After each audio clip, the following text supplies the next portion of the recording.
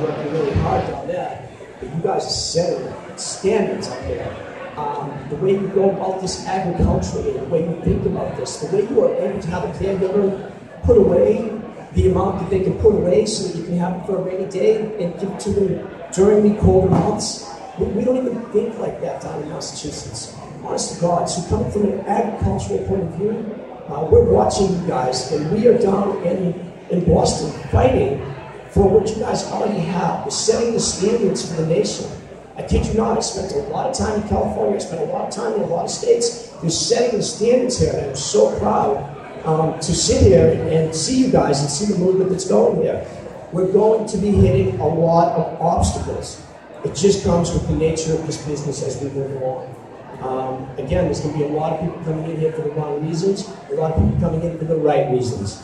And we have to separate medical from recreational. I think it has to run on parallel courses. And as far as I see it, every time I go to a state that has recreational and medical, the medical kind of, the information on it, the education component on it, kind of gets put down. I will never let that happen. I will never, ever let that happen. I am on the medical end. I'm staying on the medical end.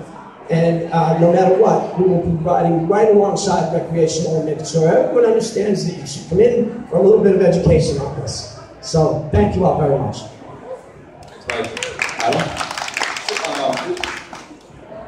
As far as what we see coming is that we're just going to see a large war of raw materials, and we're getting ready to fight that war. As this gets federally, when it gets federally regulated, and a lot of billionaire corporations become involved in this, this is what's going to happen. They're going to consume a lot of the raw materials. So what we've done is that we've got ahead of the curve. We bought our raw materials. We bought the peat bogs in Alberta, back cave, cocoa plantations, and we're never going to be in a position where we're going to have to go and buy these materials from unethical people we don't want to buy it off. So we're ready to fight this war. I see it kind of going, when these companies get involved, I see it kind of going the craft beer end of it, where it'll get a little bit more hobbyist. There's going to be very good cannabis, and there's going to be a lot both. You can say it's going to be crap. It's going to be crap. Thanks, Adam. Shara, what do you want to say? Yeah, I mean, I agree with both the other panelists. I do think that it will, I shouldn't say if, when the federal government does reclassify marijuana. I think big ag will come in. They're already in it. They're already in it. They're already working on GMO cannabis. They're already buying up cropland. And we're going to have 20 packs of marijuana cigarettes. That's going to happen. But it's not going to be the quality that currently small growers are producing right now. So I think there will be there will be, the Budweiser of cannabis, and there will be the craft beer of cannabis. And as long as we can set it up in a way and we can establish ourselves now a good, strong foothold in the industry, I think we will continue to be successful and we will continue to have a business for ourselves. But there's certainly going to be some competition nationally. But I would like to see it, regulation-wise, be more controlled like alcohol, like the liquor board, tobacco maybe, keep the government out of it, per se. But I do think we'll also see cannabis start to replace a lot of pharmaceutical drugs. I think, more medical doctors are getting on board, more researchers are doing, working cannabis into their research plans, their protocols. We're seeing more and more published research coming out that they're saying, this actually does treat this condition effectively.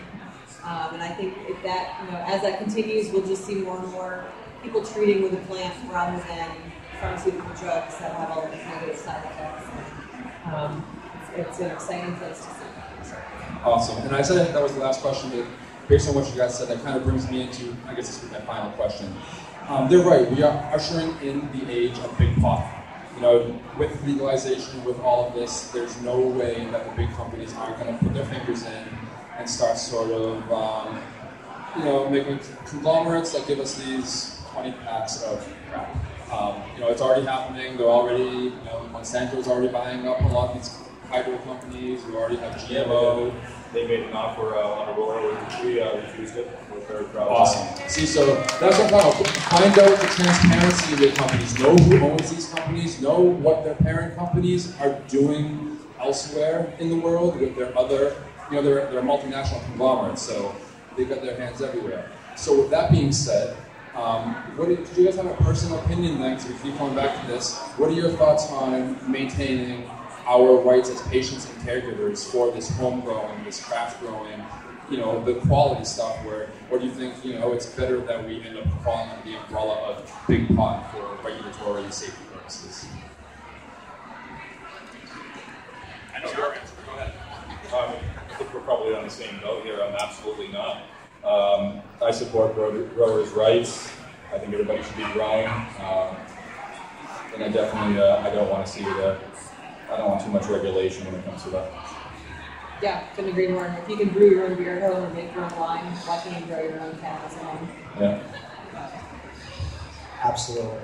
I will help you. Awesome. I want to thank all of our panelists up here. Thanks for helping us, sort of understand this seemingly unnavigable market of nutrients and soil and everything. Do we have any questions from the audience?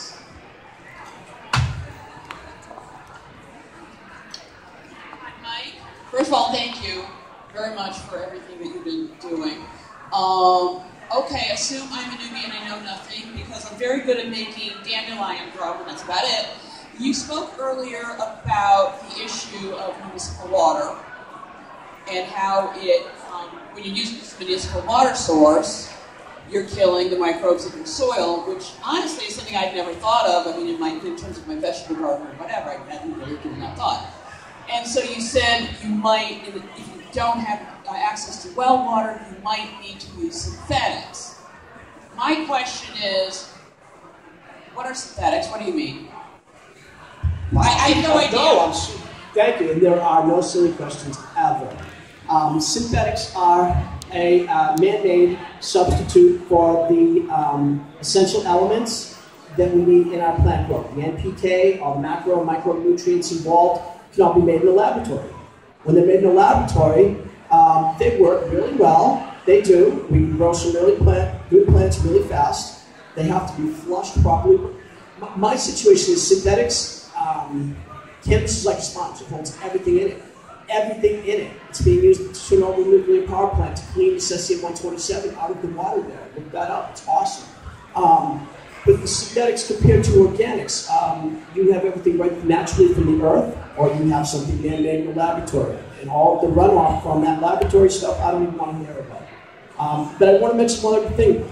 The way to get around the chloramine situation too is, you can always be using a reverse osmosis machine, but I usually don't mention that because they waste 2 to 1 on water, and I was living up in California trying to use them large scale, and I just couldn't possibly do that and waste water. So, that helped. Awesome, thanks, Mike.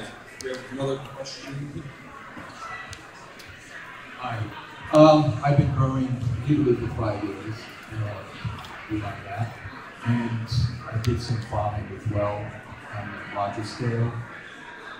The water issue, and jumping out with that, I wasn't mentioned.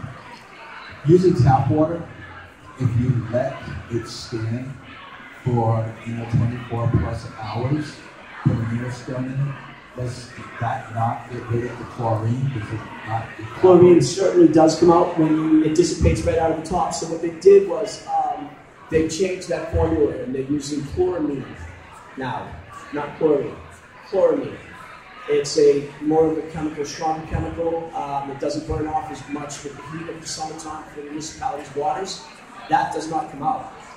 Does not dissipate out. We used to be able to sleep the caps off and all that stuff 24 hours. Yeah, no problem. The only other thing I want to mention with water that a lot of people don't really understand is water does not work in a linear scale. So we're trying to grow between 5.5 and 6.5 in our pH level. We need to have a pH level in our plant between 5.5 and 6.5, or the water can't draw the nutrients up the stem. So when you use your tap water or your well water, you have to check the pH. Tap water, all water, doesn't work in a linear scale. So let's just say the water comes in at 9.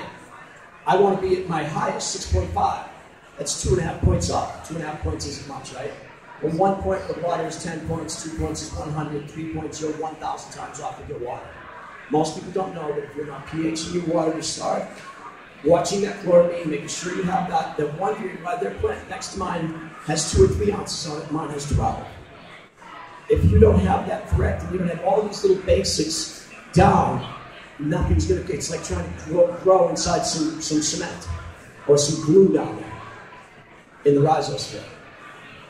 Real quick, I also want to point out, I do know there are filters that people are using. I don't know much about water filtration systems, but I know there's one filter called a KDF 85 filter will filter out chloramines. They are using it in most municipal water supplies now. So for those of you using water filters, try to check that out. And I don't know if you guys will deal with this here, but what I found, especially with this life, people just starting up here, just because it says add a teaspoon per gallon as far as nutrient stuff, it's not, it's not written in stone. What I found for myself is instead of like in directions, it says every other watering, add so much fertilizer. I cut it in half or even less, and I use it throughout. I'll just give it a steady flow of a low amount of nutrients. And it seems like it's so much better than onslaught.